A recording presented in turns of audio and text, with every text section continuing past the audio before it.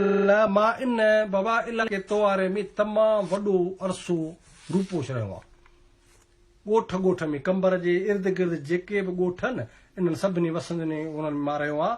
मूंखे ख़बर आहे हुसैन शाह चांडियो आहे जंहिं जवानीअ में भलो चोर रहियो आहे।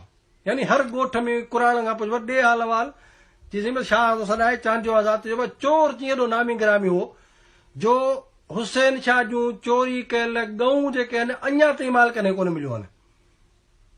एॾो वॾो हे जेको आहे चोर आहे। ऐं चवनि था त पेर बि खणे ॿिया जेके बि चोर आहिनि पहिरीं पेर खणी हुनखे पकड़ींदा हिन जो पेर बि न लॻंदो एॾो वॾो भलो चोर हो।